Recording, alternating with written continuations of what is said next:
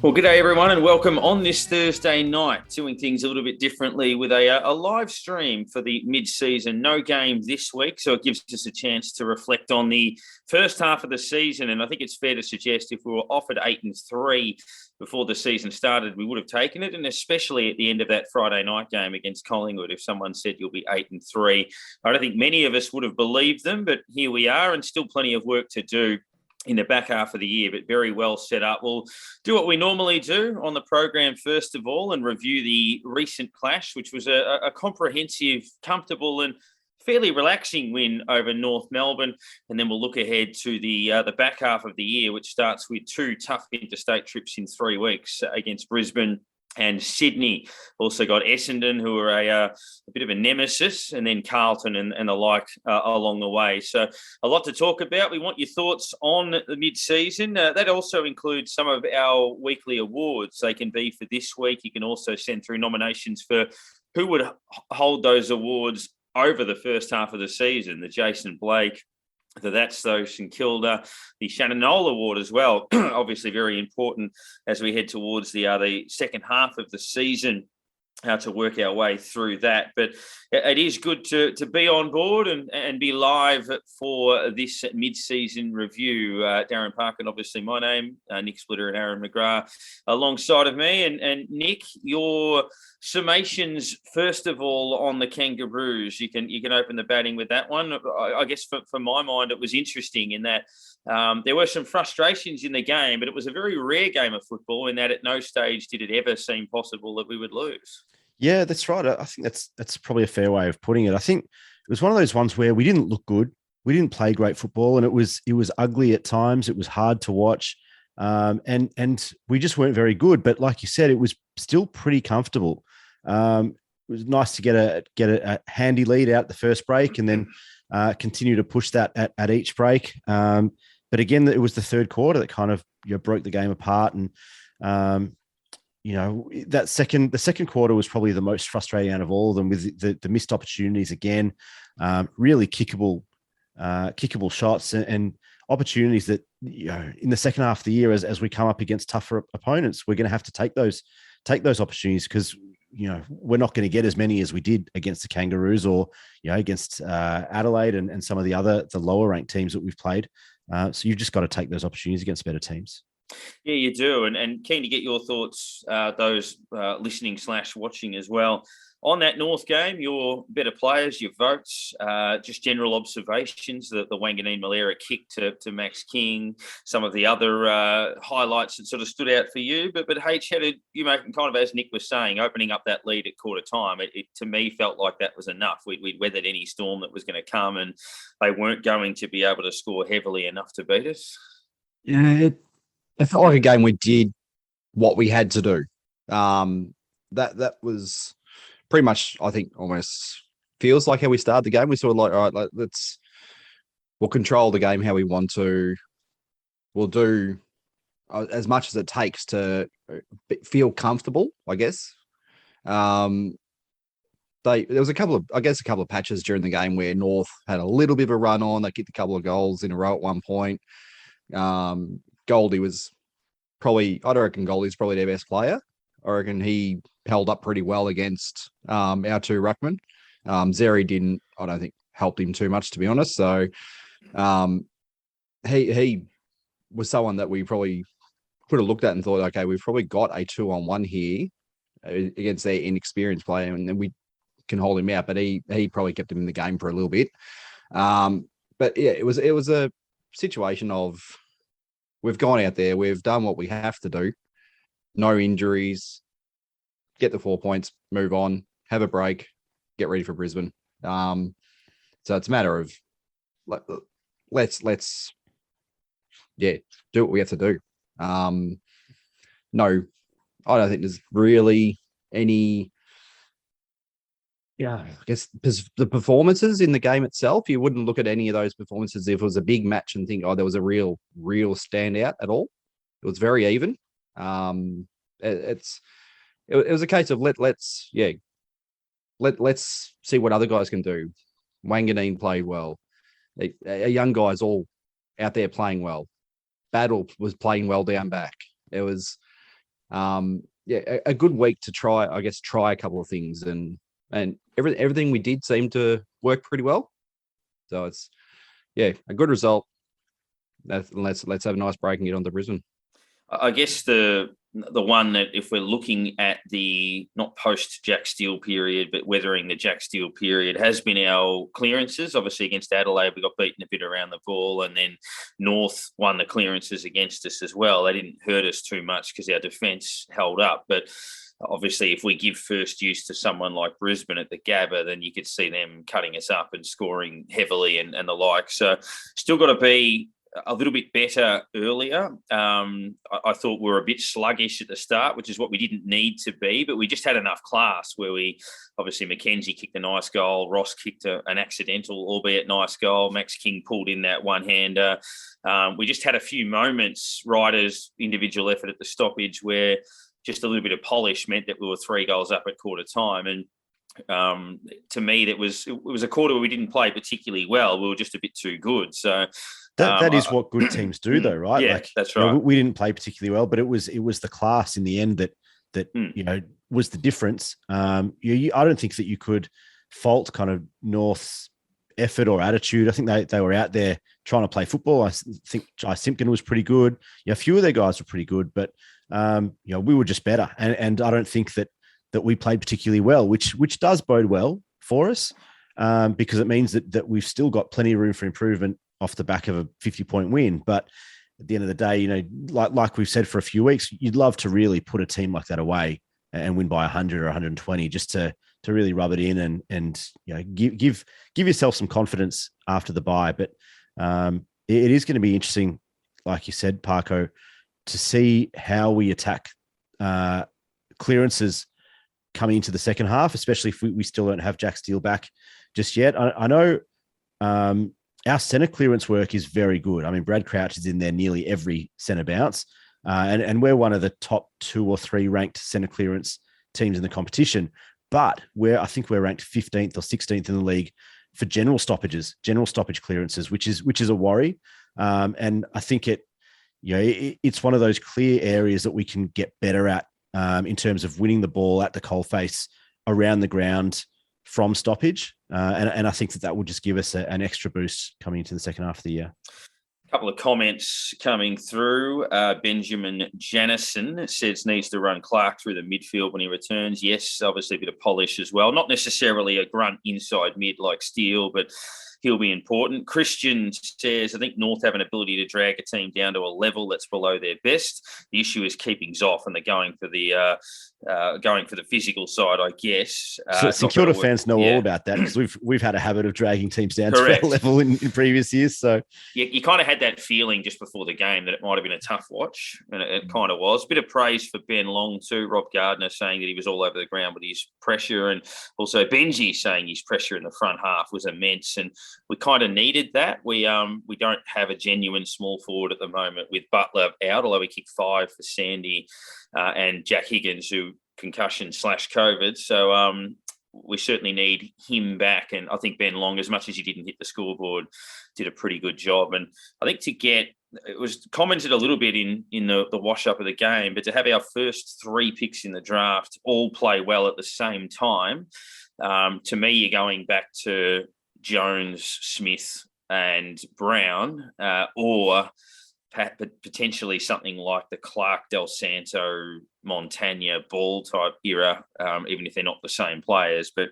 that's probably the positive to come out of it, to have 3 kids all contribute at the same time. And it's great to see what's coming through, and some of those kids keeping seasoned players out in some cases. It's great to see. We've got a batch who are actually pushing selection, of getting games. They're actually getting us excited. I think that's the big thing. As I was saying, Malira's kick to King, that was amazing. I haven't seen a player hit a ball like that well for a long time. And it was just a tracer bullet. What's that? Windhager was a little bit quieter than what he has been other weeks, but I don't know whether he had maybe a bit of a different job to do on the weekend or something, or it could have been just overshadowed. by Owens coming back. It's not that he didn't do anything wrong. He didn't do. There was no absolutely no downer on his game where he actually provided this. He still played a good game. We probably just didn't notice him as much because we had these other kids come through that we're able to watch as well. So it's trying to keep tabs on all of them at once. It's getting a fair job to actually do. So, but that's a good thing. We're actually seeing positives from him, and we're coming back and going, hey, we're not looking at any of them going, oh, why are we giving them a game? It's everyone's going, who are we actually going to drop if we have to for him to, who are we going to drop him for? Well, that's it. I mean, there doesn't seem to be there's no reason to. Yeah. Some of those guys are playing really good footy in the twos for Sandy, and whether it's other young guys, I mean, you look at guys like Max Heath, Cooper Sharman battled his way into the team. He's only just kind of solidified his spot, and I think that is his spot now for the rest of the year, assuming he stays fit and healthy. But you look at someone like Butler, and Butler, who would have been a walk-up start pretty much his whole time at the footy club, and now he's had 25 and kicked 5. And it's like, well, who do you drop? Who do you drop to bring him back in? And it's a great Higgins position to be back. Yeah, with Higgins coming back, and then like you said, you're still keeping guys like Ryan Burns out, Jack Bartell, who we know we've spoken about for 3 years, but there's a bunch of guys. Clark coming back, Nick Caulfield and Jack Hayes obviously aren't coming back this year, but just goes to show the level of depth now and talent that's on our list, and if they can keep developing this game plan and keep kind of tweaking the little things that need to get better at, then we're in a really good position moving forward for the next few years. Yeah, and then it feels like, in the past, we might have had one or two guys at VFL level, or we might have had to pick players out of the VFL that were just going okay, whereas now we've got, as you say, I mean, Tom Highmore took 16 marks a couple of weeks ago. He had 35 touches the week before that. He can't get a game, obviously, because of Battle and Wilkie and Webster and Patton and et cetera. And obviously Howard is the mainstay down there. But obviously Connolly's playing okay. Geary, former captain's playing really well. Spoke about Butler. Billings had another good game there at the weekend, but no guarantee to come back in. Burns and Bytel, as you say, killing it. So, and even Tom Campbell, 21 possessions and 51 hitouts on the weekend. Like, he's clearly third in line, but he's playing well enough that if we need him to come in, he should hopefully be able to do a job. So it's the best position we've been in that regard for a long time. And I also like that of the 16 goals we kicked on the weekend, I reckon 14 of them were pretty well constructed. I think both of Mitch Owens' goals were because North shat the bed a bit in defence with a couple of horrible mistakes. But again, that's brought about by pressure, where they drop a mark or they get caught deer in the headlights. But I think most of what we did was constructed rather than off the back of mistakes. I think you got to drop Gresham's goal into that too. How that didn't get touched, I'll never know. Yeah, I think even the misses in the second quarter were off the back of pretty decent play, and chains of possession and chains of disposal down the wing, and decent. I mean, for us, pretty decent delivery inside 50 to guys. Max King provides a presence. Whether he marks it every time or kicks a goal every time, that he's providing a presence. He's going to make a contest.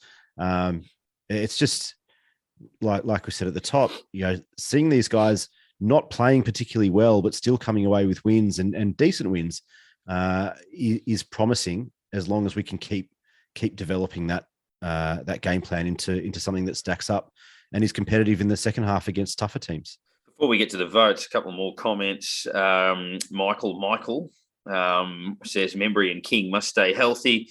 Jeff Ray Evans, another one full of support for Ben Long, who's getting a bit of love, saying 50-plus pressure acts and 6 score involvements for the game. Steve Cram says having those kids getting reps while contributing to winning footy is pretty special. Best of both worlds.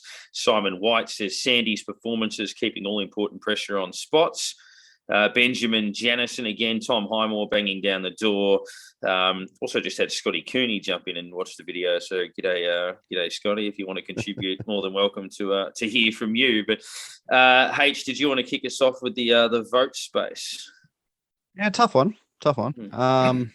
Again, probably half a dozen players who probably deserved votes. As saying before, it was a really even spread of performances across the ground. So an apology does go to Ben Long. I mean, as the pressure acts people are talking about, the just the want of the ball, wanting to put pressure on the player with the ball, or the player going for the ball in some cases. So he was stepping in front of players who were running to a contest, and just being in everything basically. So he is an apology that if it was probably a losing performance, he'd probably pick up a vote, to be honest. So it's one of those ones that you look at and go, it's because there was a couple of standouts.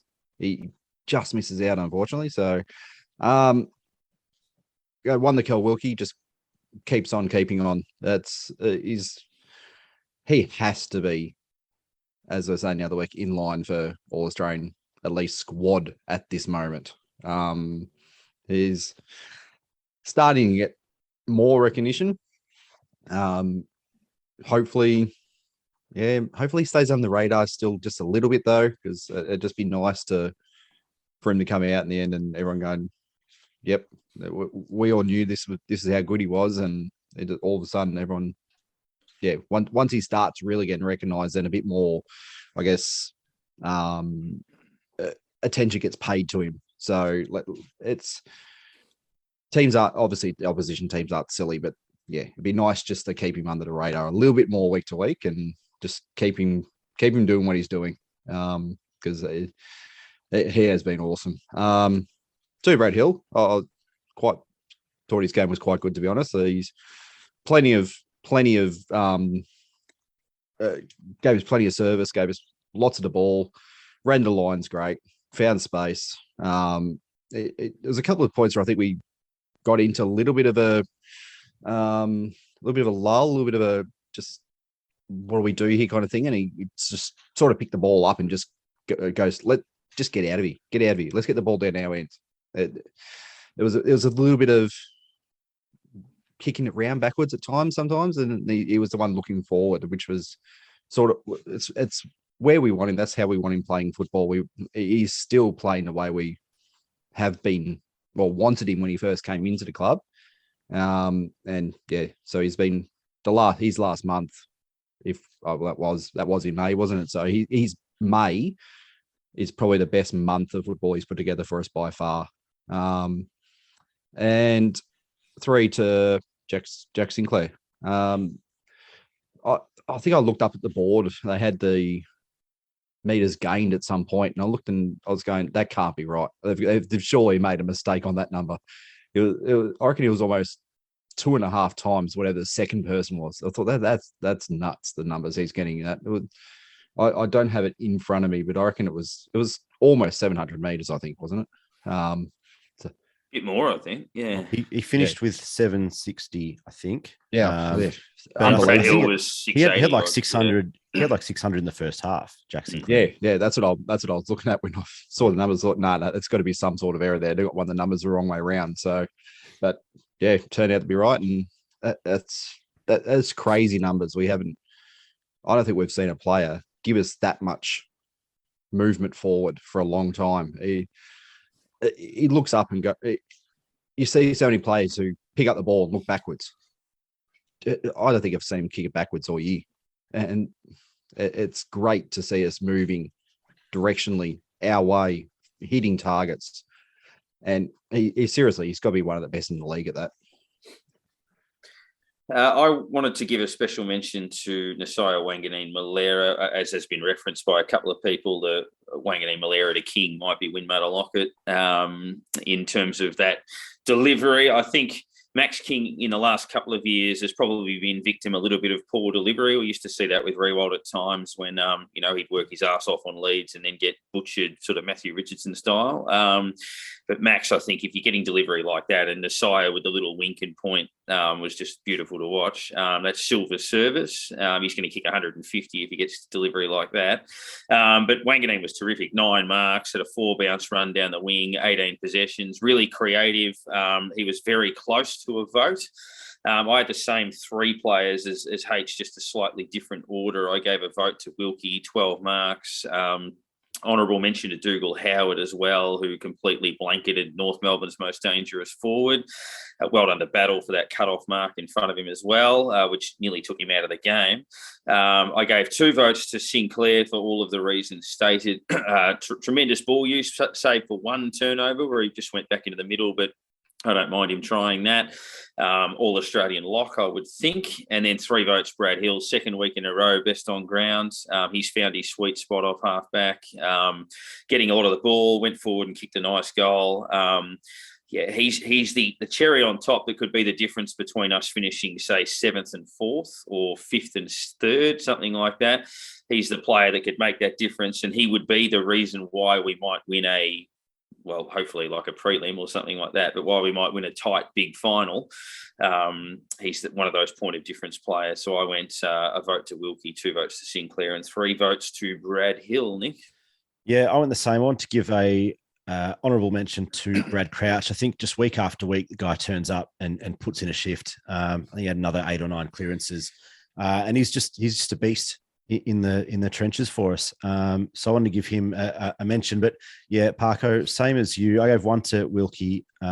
Just an absolute general for us. I mean, Dougal Howard does the physical, the heavy lifting, but Cal Wilkie does, I guess, the classy defendership. You know, he doesn't need recognition, although he's starting to get it now. He just goes about his job quietly. And he just does it every week. Another 19 touches, 12 marks, 4 of which were contested, and 6 intercepts. He's just never beaten. I don't remember the last time he had his colours lowered. I have 2 votes to Jack Sinclair, another 32 touches and 10 marks, 764 metres gained, as you said, H. It's just an incredible number, and 7 inside 50s, just keeps making things happen across halfback and down the wing. But Brad Hill, I thought, was the most dynamic player across the full game. 660 metres gained of his own, 6 inside 50s and a goal. His ability now, I think he now understands kind of what his role is in our team. And I think our team now understands what his role is around them. His running patterns, I know we spoke earlier in the year about how he seems to be better at bigger grounds like the MCG or Optus Stadium, etc. But he seems to have figured Marvel out now as well. And his running patterns are something to watch. So really impressive the way that he tracks back. Even when he's not given the ball, his second or third efforts across half back, and then gut running up the wing to half forward to provide another outlet or another option. And then his delivery is very, very good. If it's not elite, it's very, very good. Probably should have kicked a second goal, but the more he gets comfortable in this team, the more he's able to hit the scoreboard, and he's just such a dangerous player, and he's just. We always knew that he was classy, that he was a good player, but what he's done this year is add consistency to his efforts. He works really hard, and you see that over 4 quarters now, those gut runs, and a lot more focus, I think, on winning the ball, even if it's not the contested ball that was a big complaint from fans on Brad Hill early in his time at St Kilda. It's still that the focus on him actually winning his own ball has definitely improved. And like you said, two games in a row has been best on ground. And there were a couple earlier in the year as well. He's such an important player, the way that we want to play the game. Just had a comment from Tim on the post saying, if Seb Ross is breaking free from stoppages and kicking goals from 65 on the run, you're going pretty well. A couple of messages here. Ben Alexander says, nice to see Sandy close to the peak of the summit on the back of our senior form and depth. The whole list is clearly all in on what Rats is selling. Spot on. And further to that, Benji says, and it kind of links into our mid-year review type thing, he says that post-game footage was pretty special, boys. Definitely a must-watch for anyone who hasn't. Absolutely. I mean, I love the inner sanctum stuff. We had the halftime speech in the Geelong game that did the rounds. But for those obviously talking about the Indigenous aspect of it, wore the jumper 2 weeks in a row because obviously we were away last week and at home this week. And strong Indigenous presence within the group, but obviously a lot of that messaging driven by people like Ben Long, and obviously Auntie, who came up the front and spoke, is actually Carl Amon's mother, which is a encouraging sign perhaps for the off season. But she's been great in terms of that culture, and obviously Brett Ratton and everybody embracing it. And I think it was described by a couple of people on Twitter who said there is something different about the place, and that's true. It's hard to pinpoint exactly what it is, but that cohesion, that the closeness, they feel like they're one of the closer groups I've seen in a while. Doesn't guarantee success, but you can't be successful without it. So I think it's all pointing in the right direction. So I assume you guys have had the chance to sort of take that in during the week. And I love, Nick, that whole of club experience. Yeah, it's impressive. And I think the word that's been doing the rounds on Twitter and socials is connection. And you see it from the coaching staff to the players, and then you see it all around the other administration, the support staff. They had the girls in the locker room as well, the women's team, and it does feel like an entire club all working together, all pulling together for a common goal, which is probably something that we haven't had that since probably 2010, and those two grand final teams, 09-10, led by Ross Lyon and Nick Rewalt and those guys. At which point connection was so important, and you still hear those guys talk about it today. 10 years later, 12 years later, you still hear about Nick Rewalt talking about the connection that those guys had and still have, and it just goes to show how important it is. Like you said, Parker, it doesn't guarantee you anything, but you certainly can't win stuff. You can't win premierships without it, and I think that's a common theme across any premiership team is that kind of team-wide, club-wide, squad-wide connection and trust in each other to get the job done. And we haven't had that for a while, and it's great to see that coming back in. And I think, you look at the coaching staff and Rats and Ruffy and Corey Enright, I think has had a massive impact on the way, that we play the game, but also the way that we engage with each other from a playing perspective and a game style perspective.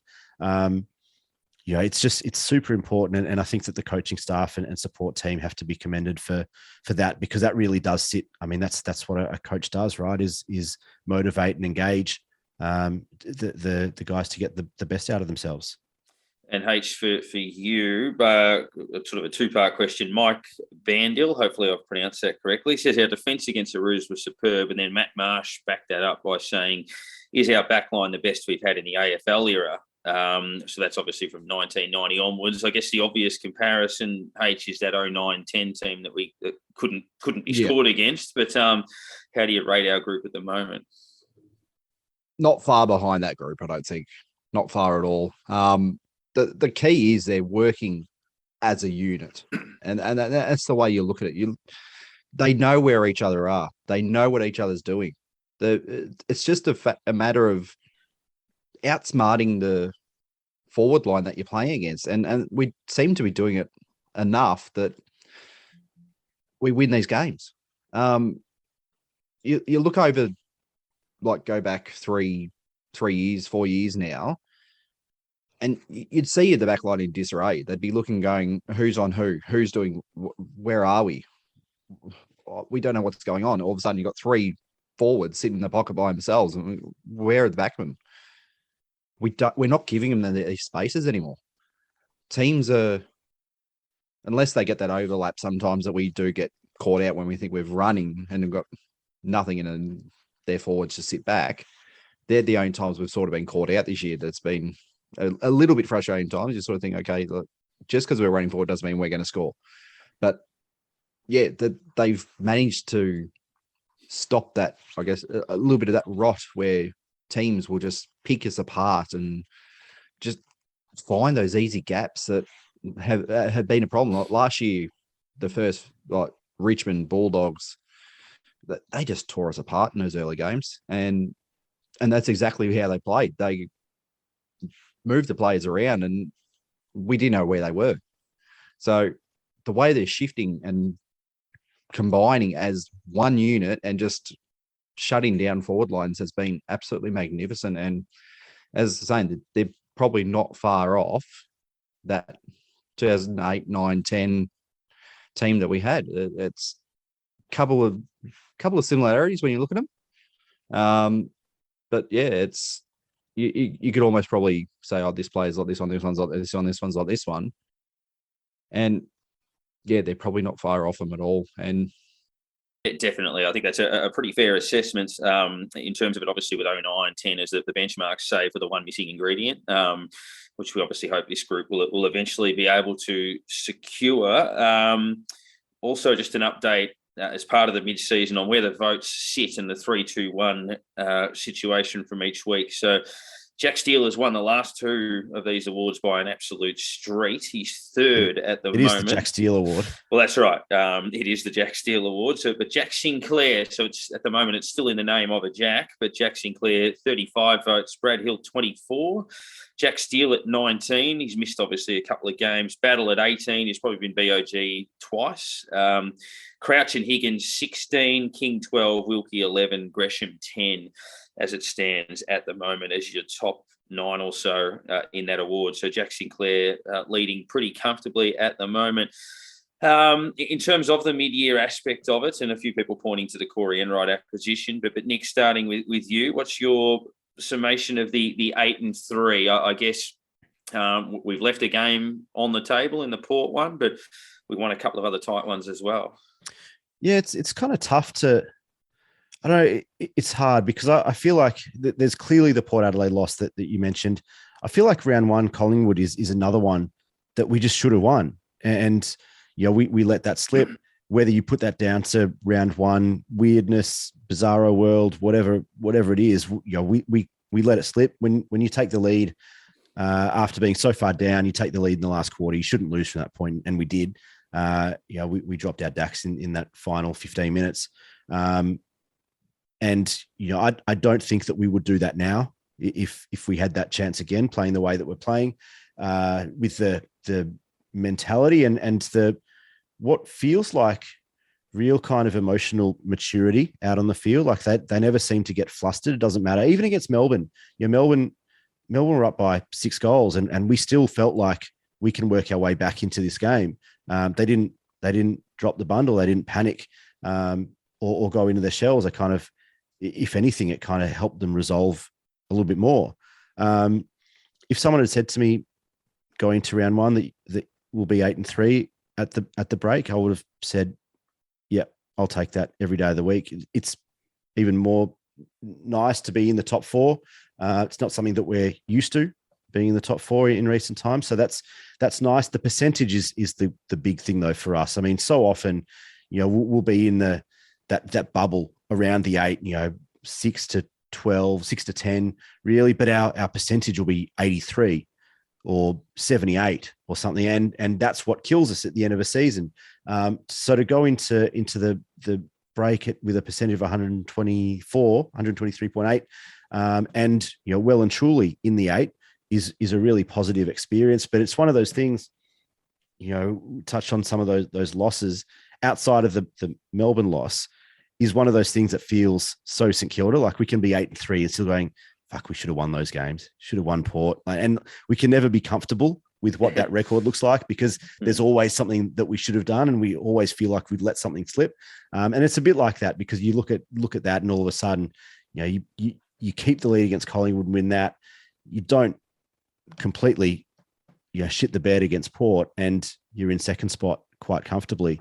And in that conversation with Brisbane as who is the second best team in the competition, and I think we'll get the opportunity to show our pedigree if we've got it, in the next kind of month to 6 weeks, because it's going to get a lot tougher. Yeah, I mean, I felt like, the Collingwood game I can accept in retrospect in that I felt we were completely outplayed, then came over the top of them and would have pinched it.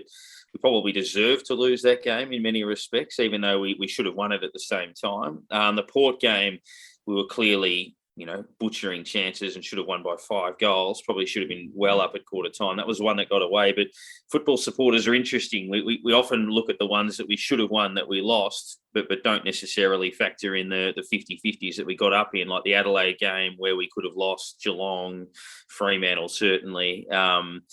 even the Giants when we were brave in the circumstances. So, I mean, we're obviously ahead of the ledger, I would think, in the line balls, but we always look at the ones that sort of got away from us a little bit. And yeah, I think it's a good point in regards to, the overall big picture scenario. And I think Michael sums it up saying we're not a huge centre clearance side, so a big part of our defence is launching attacks. So no coincidence that Hill, Sinclair and Wilkie would be top 5 in the BNF, thanks to Michael Egan. And I would agree with that. Yeah. Just on that, because I did say a little bit earlier that we're a top 4 centre clearance team in the competition. We're ranked 4th. Doesn't feel like it, which is it doesn't feel like it, but I think that's because we're so poor at stoppage around the ground. So around the ground, ball ups, throw-ins, etc. We're really poor at clearances and those stoppages around the ground. But at centre clearances, we're actually really strong. And I think Brad Crouch is a main part of that, and Jade Gresham, yes, kind of both.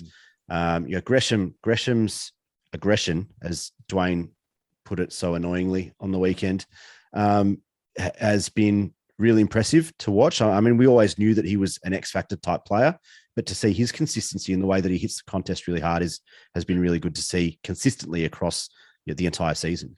There's probably about 20. Yeah, I was about to say, I think a lot of those set of clearances too might feel like we're not winning them because there's been a lot landing in the lap of one of their defenders at times. So it's just rebounding straight from there. So I think that's where a lot of them feel like we haven't won those clearances, because it's as soon as we get it out and it comes straight back again, sort of thing. So, the numbers, I guess in a way, numbers can lie, but it's, we start hitting those targets from that centre clearance, and you're all over it.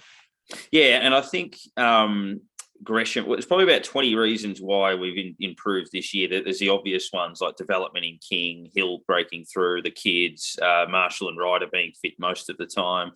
But Gresham, probably the one I'd have at the top. As I say, he's probably 4th or 6th even in the best and fairest or something like that. But I think his influence, he's had 22 shots at goal, kicked 11, clearance work, ball use. He's been a massive factor in why we've got better in the clearance aspect and other aspects of it too. So if I was to rank them, I'd probably have that as my leading factor. But thinking out loud, and obviously being a live episode means that's going to happen a little bit, H. But a lot of people, when Fremantle beat Melbourne on Saturday, were thinking, shit, it means we're not going to be top 4, bloody hell.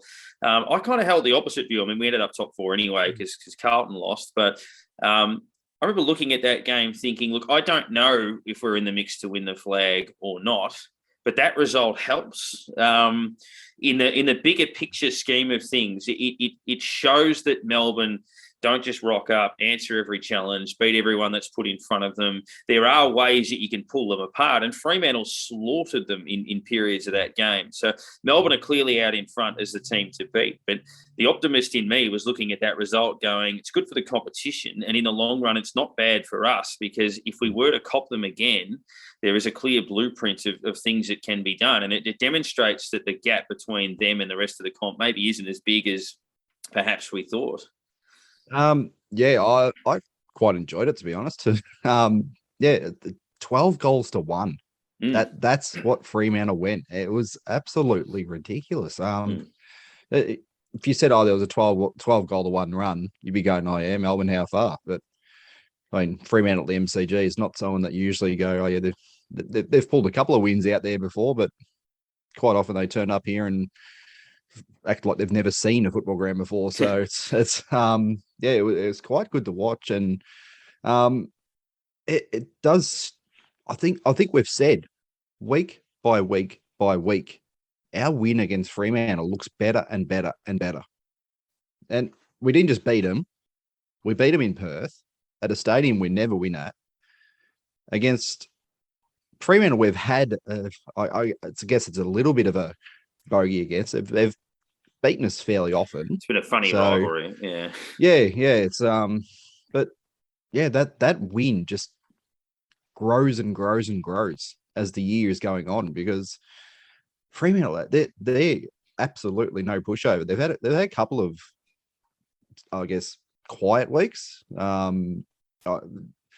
the game against Collingwood, though, I looked at them and thought that's not a top 4 team. They're shit in the wet for some reason. Yeah. So, which you hope in the springtime. On Saturday, on Saturday, it wasn't exactly it wasn't exactly dry on Saturday either. So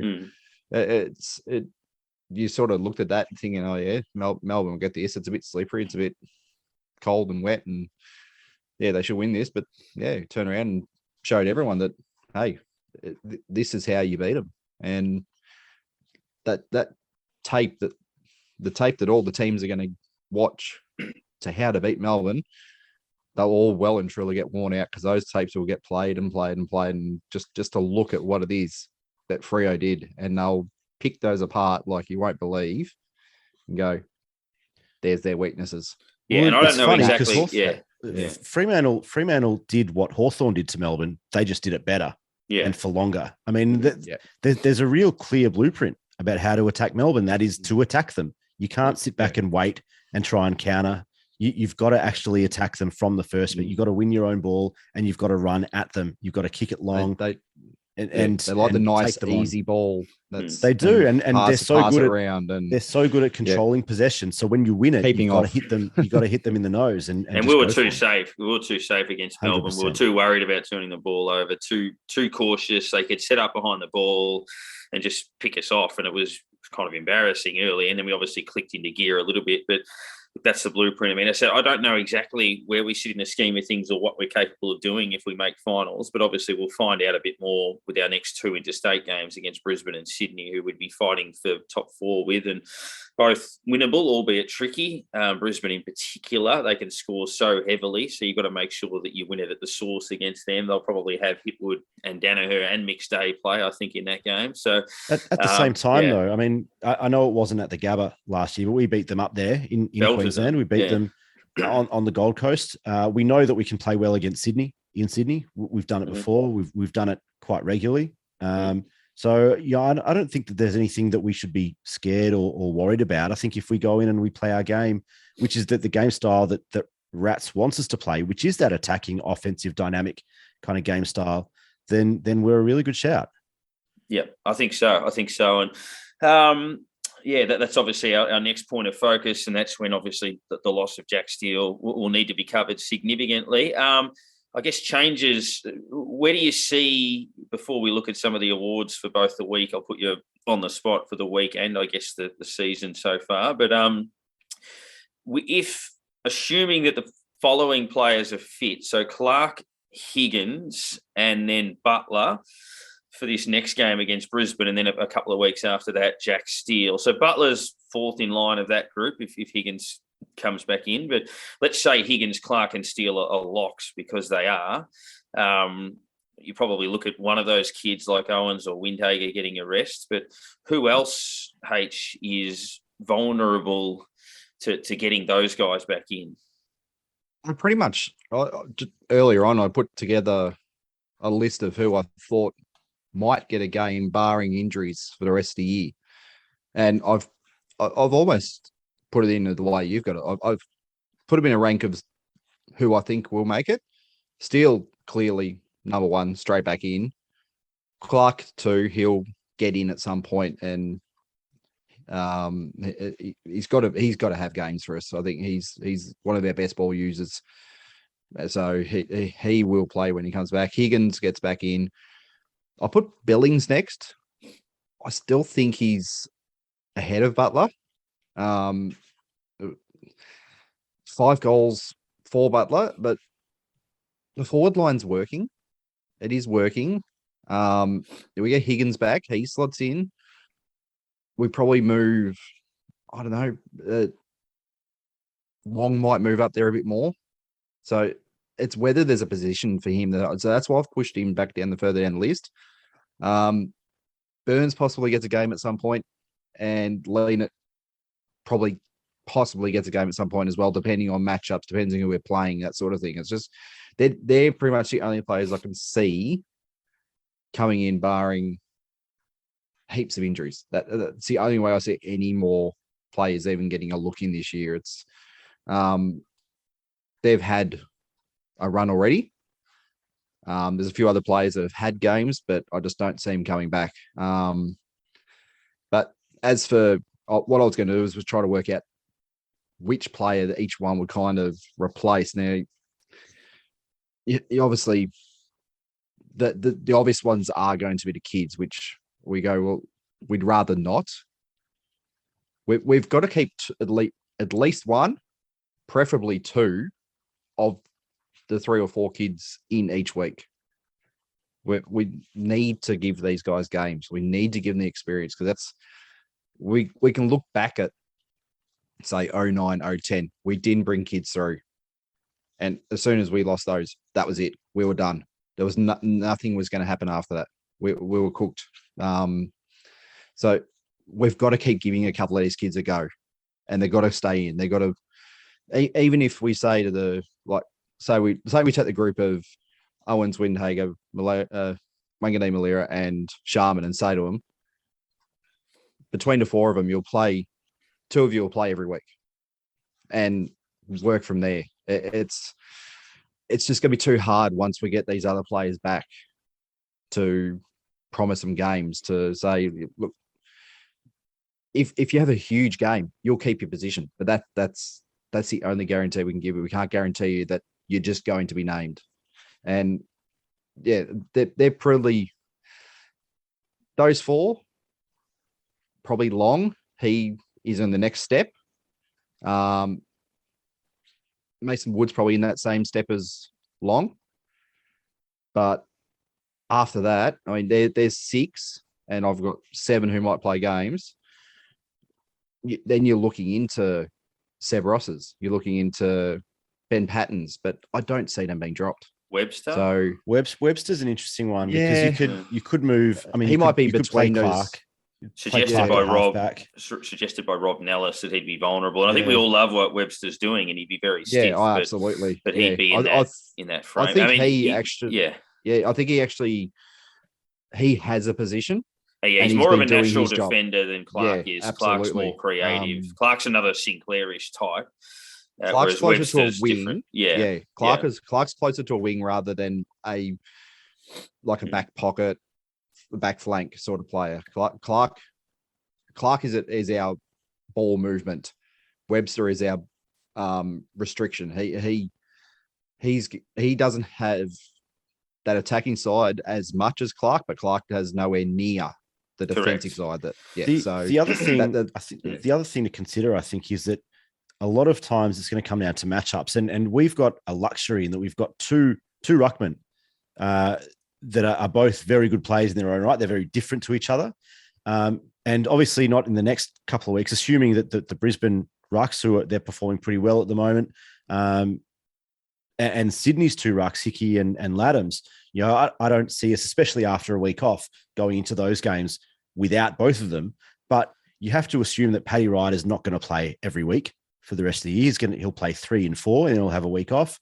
Rowan Marshall's got a history of kind of lower leg, foot hot spots, and that's the stuff. So you assume that he'll get a week off here and there, if not an actual injury. I mean, you've just got to plan for these things. In which case, you know, do you bring in Tom Campbell, or do you bring in again? It comes down to the matchup and the week, but you know, potentially that's an opportunity to bring in another runner, whether it's a Clark or a Billings or whoever it is. There's some really, it's a really good problem to have. We touched on it at the top of the show. This is a problem, problem in quotation marks, that we haven't had for a very long time. Previously, it's like, shit, who are we going to actually bring in this week? We've got to drop this guy, but who are we going to bring in to contribute? And it's been a tough call to find someone who can contribute at the level.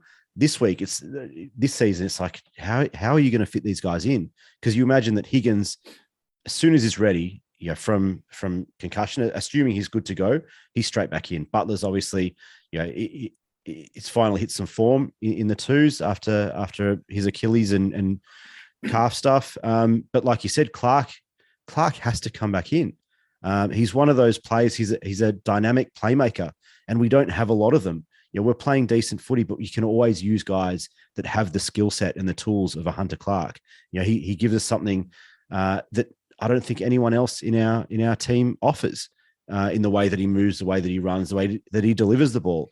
So there are a number of guys that you expect to come straight back in. But it is a really good problem to have because guys like Ben Long, Mason Wood, Jimmy Webster, who historically, they would be the guys in the bubble that you bring in and out. You bring them in when you need to, when you're short on players. But as soon as you get your first stringers back, they're out. But they're not doing anything wrong. They don't deserve to be dropped, and that's a great position to be in. I think absolutely. We look at some of the awards and nominations for the week and for the year. I guess that's so St Kilda. Nick, did you have a current one and a broad one, or are they one and the same? Yeah, I found it tough this week because I wanted to do something positive to kind of reflect where we're at. So I think where we're at, I think, is the positive thing. And we've mentioned a few times that the third quarter is becoming that so St Kilda. And again, it was, the week that was, it was the third quarter, broke the game open, and that's where we won the game. And that's a really impressive, promising aspect that we can come out. It doesn't matter what the score is. If we're up, if we're down, we come out in the third quarter and we're fit and firing, we're hungry. And I think we've lost one third quarter for the year, 1 in 11 against Port. Yeah, against Port. That's really impressive because historically, previous years, almost doesn't matter who the coach is since Ross Lyon left. It didn't matter if it was Waters, Richo, Rats, even. Third quarters is where we lost games, and now it's where we're winning games, and that's really promising.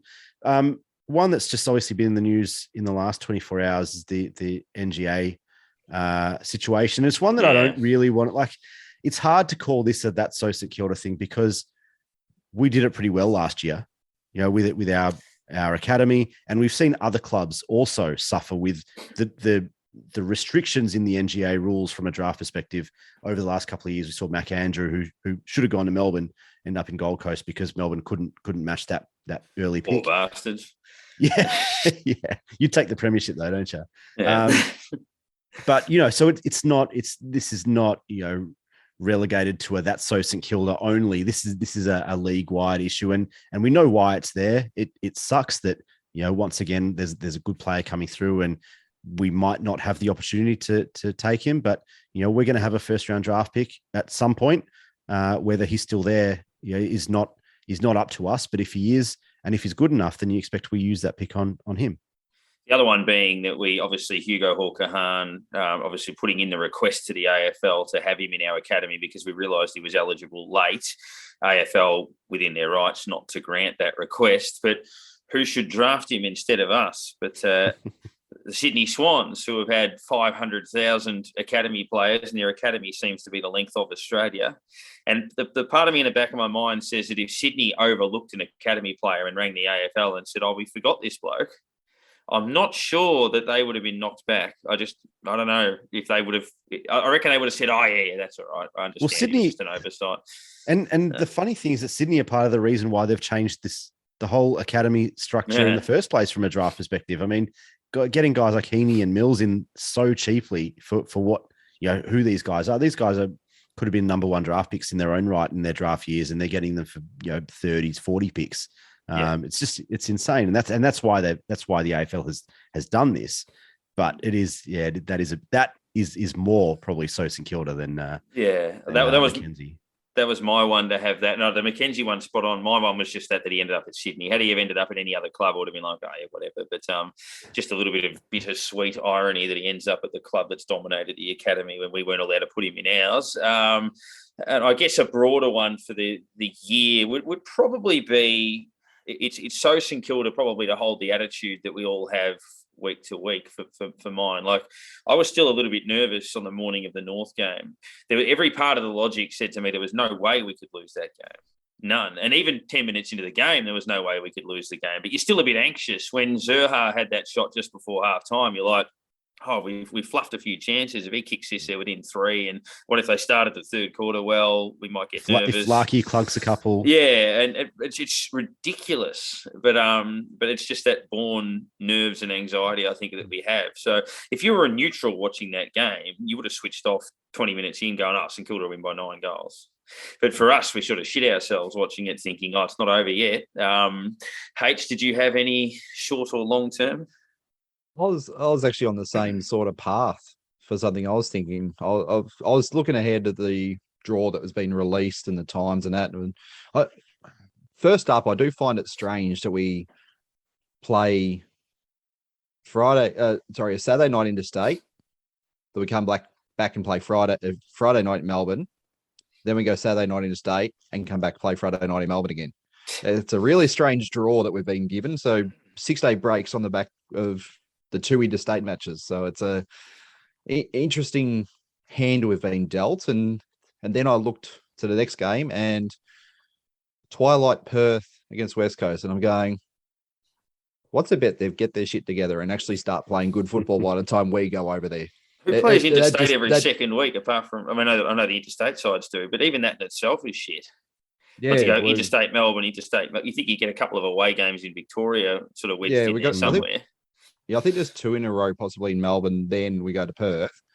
So yeah, it's a interesting one that I sort of thought, why we couldn't have had them, I guess, earlier in the season, because you can just see them start getting it together by that time of the year. They're actually starting to get their players fit again. They're starting to show a little bit more interest, because they've shown little interest so far this year. They haven't got the floating fixture right, the AFL, in the sense that they've had all these weeks to put a floating fixture together, and then they give Essendon a heap of Friday night games and play Fremantle, Brisbane, Twilight Sunday. Yeah, I'm like, what's the point of that? I mean, the only thing you can say is there reasons behind the times for the teams to get places, or the possibly next game and that. But then as I said, we play 2 Saturday night games and play Friday night back after traveling.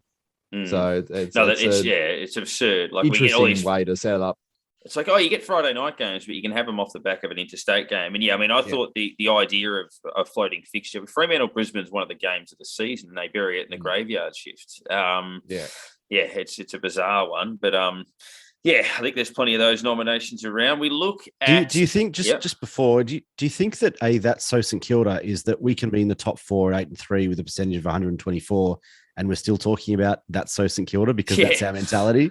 And the fact that we needed a surprise loss to even get us into the top 4, whereas normally it'd be enough to have you entrenched in that part of the table. But I think so. But it just keeps happening.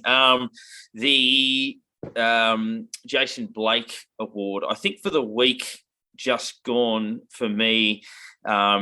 I actually think Ben Patton's had a solid fight back in the last month or so. I think he's been solid in his output and performance, and I thought he was a bit wobbly earlier in the year. So he gets mine for the week, but Dougal Howard gets mine for the season so far. I think that Battle's had a lot of games that have thrown his names up in lights, that effort against the Giants, the effort against Fremantle early in the year. We're talking about Cal Wilkie at last, but Dougal Howard's been excellent. So he gets my Jason Blake Award as the quiet achiever on the season, and I've given it to Ben Patton on the week. H, who is yours, or who are yours? I'm actually Josh Battle for the week, just gone. The one that stood out to me was that mark that he took running into Larky, I think it was, and basically takes the mark, gets up, takes his kick, and Larky's still on the ground. Larky lined him up. If you look back at the replay of that mark, Larky knew it was coming and he got ready for it. And then he ended up on the ground. And you think that is a brilliant mark. And he just puts himself in that situation of putting his body on the line so often, and he comes out the better. And he's just risen so well this year that he goes unnoticed so often, but he does so many good things. And I can almost give him for the year as well.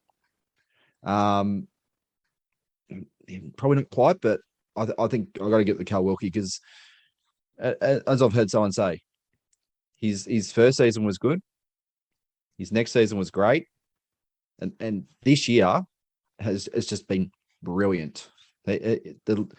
He slowly increased and all of a sudden just exploded, and that the increase in the value he's given us, the output he's given us, the encouragement towards us going, we pick him week in, week out without a second thought. There is never going to be a chance we go, oh, do we do something different with him? No, there is nothing we do different with him. His position is set in stone, and it has been a brilliant season from him so far. And as we say, far from the plaudits he should be receiving. Nick, your week in season? Yeah, for the week, I've gone Brad Crouch. I think we all know, I mean, we all had the same three in terms of the votes, and two of those were kind of the flyers. You know, it was Brad Hill and Jack Sinclair. And I think that's been the way that we've gone most of the year, is that, you know, Sinclair's leading the MVP award, Brad Hill second. And we tend to give votes, and we tend to recognize those guys that you know, impact and are dynamic and all that sort of stuff. And Brad Crouch has been phenomenal for us at the coalface. Very impressive. You know, he I don't think he's lost a one-on-one matchup across the course of the season. Dominates clearances, center clearances, and just has stepped up to another level. I mean, we knew that he was a good player, but he's become a very, very good player for us. And I think more so in the last couple of weeks since Steele's been out, has become very, very important. And I'm not sure we are the same team without Brad Crouch having that improvement in him. Over the course of the year, I think we've seen also, you know, Cal Wilkie is starting to get that recognition. You know, is now being talked about as All-Australian. We've been talking about him for a while. But he is getting that recognition around the league. Dougal Howard has been known as a very good player in the league for a while. And so he's already getting recognition. He's been very, very good. Josh Battle is one who I think we all had high hopes for, moving back into defense. We've had high hopes for him for a long time. No matter what position he plays in, we know that the talent is there, the skill is there, and the potential is there. And I think that he's really settled into his role in defense. And you know, because of guys like Wilkie and Howard that are being recognized, I think Josh Battle sometimes slips under the radar. He's obviously had a couple of those real kind of breakout games. One of them wasn't even in defense. That GWS game where he moved into the ruck in the second half. But defensively, he's been very solid. He's still learning the position, but he reads the ball so well. He understands the game. Intellectually, it's kind of within him. He sees it before it happens. He's able to get to the right spot at the right time and affect a contest, you know, get a fist in or take a mark or intercept or whatever. And his delivery out of defensive 50 has been very important for us in setting up guys like Sinclair and Hill and some of those other guys forward of center. So I think he probably deserves a bit more recognition, and I'm pretty comfortable in giving that kind of halfway mark Blake Award to Josh Battle. Cheers to Rob, Paul, Ben, Chad, Dallas, and Zoe, who have just jumped on the video stream. A couple off the texts. Ben says, spot on about West Coast. I refuse to believe they're shit until after we've knocked them off, having not beaten them over there for a decade. They're the worst team I've ever seen, but I'm with you. I'm still nervous about how that's going to fare. Steve says, even at the start of the year when Butler was struggling, it felt like we couldn't drop him because there was nobody to replace him. It feels like we're getting stronger as the season goes on. And Steve also says Mason Wood has been great. He's right amongst those chances for the nominations as well. And the Shannon Knoll Award, which I've repeatedly nearly called the Dan Butler Award by accident.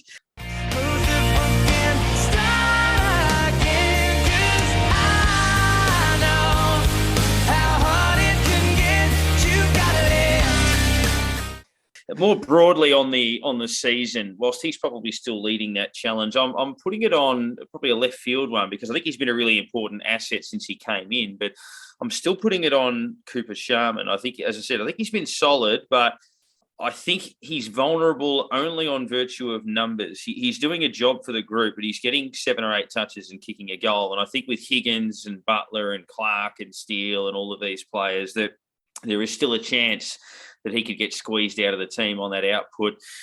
He does a couple of really nice things in every game that he plays. Crucial goal against Adelaide, big mark against the Kangaroos, had a really good third quarter against Geelong. So I like him and I want them to pick him, but he's not locking himself in yet on the body of work. He's so he's one that I think is very, very important to our chances in a final series, but he's got to be there first. So he's the one that I'm giving it to, Nick. Yeah, the two. I mean, this is going to sound harsh because he kicked 3, but Max King, I think it was a really good opportunity for him to string 2 massive games together. He kicked 3, but he could have had probably 4 to half time and really come out in the second half and had a big, big game. And it comes down to those moments, as we know, kind of week after week, it's become harder and harder to kind of find people that need to lift or that are deserving of being dropped. And I'm not saying that King needs to be dropped, but he needs to get better at those moments, which are taking those opportunities. And he could have been in line. He kicked 6 against Adelaide the week before. Should have come into this game full of confidence. He knows that he can bully that North Melbourne defence. He did it early on with that one-hander in the first quarter. That should have been the catalyst for another 6-goal game or an 8-goal game. And it just wasn't, because he wasn't able to take advantage of some of those opportunities in the second quarter. And it meant that he went into halftime having kicked 1 instead of having kicked 4. And I think that's the one area of his game. I mean, we know that there's other things that over time, as he gets bigger and stronger, he'll get better at things organically and naturally. But kicking for goal and taking those opportunities is something that should be really simple to correct and should be easy to get your head around. And for him, for some guys, it just isn't. But there are some clear things that we've talked and touched on over the course of this show over the weeks, things that he can do to kind of limit the risk in his technique, in his process, that he's just not doing, which is really frustrating because he's got the ability. He should be leading the Coleman. He's second or third, but he should be leading it. And he should be leading it quite comfortably. The opportunities and the chances that he's had, and I think that second quarter on Sunday was just another reflection of that. But like you said, Parker, I think I've been pretty fair on Dan Butler. I've kind of kept him outside of this award because I feel like he does get maligned a little bit. And if he's fit now, he's got to show his value. I mean, we're now at the point where there is competition for spots, like we spoke about a little while ago. He would have been a walk-up start no matter what form he was in prior to the start of this season. There is now competition for spots. He's got to prove his worth. And we know that he's been handed a slightly different role. We know that he was playing banged up and there was some niggles and all that sort of stuff. But he's fit and healthy now. He's just had a big game in the twos. He's got another week off. Make sure that he's fresh. It doesn't matter whether he's playing for Sandy or the Saints. In the next game, he's got to put his best foot forward every single week, and he's got to do those things that get him into the team, which is the chasing, the tackling, the harassing, the defensive efforts. But on the other side, something that you've been talking about for weeks is finishing off those efforts. And when you get a chance, you've got to hit the scoreboard. And if you're picked as a forward like Dan Butler is, it's great that he does the defensive stuff, and it's part of his DNA. It's part of what makes him a very good player. But for him to be that very good player, he's got to hit the scoreboard and finish off those plays. Spot on. H, yours? I was about to say, and in regards to King, it was quite funny. He had the same stat line of 6 kicks and a handball as the Adelaide game. So yeah, it was consistent, but yeah, it'll be just a little bit more output. But I'm on a similar vein to Nick, and probably going to be a little bit harsh on someone, but I feel that's kind of a bit of a positive in the way that we're looking, that we're happy with how we're going. We're traveling well, and we're nitpicking little things. And I think that tells us that the football team is going quite well at the moment. And I'm basically just going to ask Jay Gresham to improve his kicking, improve his disposal. He's had 30 disposals. He gets an absolute monster amount of disposals, but he went at 60%. That means 18 of his 30 disposals hit the target. There's 12 disposals that he's missed. It's a big number when you get big numbers. So if he can improve his kicking, hitting targets, if he can, just take that extra step, take that look before you dispose of it. I feel like he picks the ball up and just kicks it sometimes without knowing who or where he's going, or it just doesn't take that half a second to look. The players are in that side of the 50. When he kicks it's the other side of the 50, and it's only one of their defenders standing there. You mentioned it before, why it feels like we're not a good centre clearance team, because we end up turning it over from that clearance. And I think Jay Gresham is the biggest offender in that regard. You know, he's great at winning the ball, but he takes possession and he just blazes away, and you know, half the time it ends up in the hands of a Stephen May or Jake Lever or James Sicily or whoever it is. Yeah, so it's fantastic we're getting the ball in that position, because that the clearance from the center of the ground is the most crucial possession at any point of a game, really, because you're getting the ball out of the neutral position forward. But if you're giving it straight to them, there's almost no point doing it. So we just got to know where our players are. You have that little look. Okay, we're in the right hand pocket. Kick it to the right hand pocket. We're deep. Kick it deeper. Like, there's no one in the hole at the top of the 50. Drop it there for one of our forwards to run onto. The space is there. Don't just bomb it on top of the defender who's sitting there back waiting for it. So it can be just a minor improvement. Like, he changes that to 24 disposal to hit the target. That's a massive improvement. That's straight up to 80%. And a lot of this that'll change our game. Yeah, a lot of this segment has been about those little things as well, often from each week. And cheers to Simon, Kathy, Ava, Tyrone and Vanessa, who have just jumped on. If you have missed any sections of this, we'll upload it as we would normally do over the coming days. That'll do our live show for tonight. Obviously, a bye for the reserves as well, which is unfortunate with Sandy. It would have been good to get Hunter Clark and Jack Higgins potentially a run, given the time they've missed with COVID/concussion and the like in recent times. But it's a week off for everybody, and we'll reconvene next week leading up to the Brisbane game, which starts a really huge run of difficult fixtures. But thanks to everyone for tuning in, and to all of the different names that have contributed. If we missed mentioning you, we apologise, but thanks for your patronage and plenty of special guests to come. Go Saints.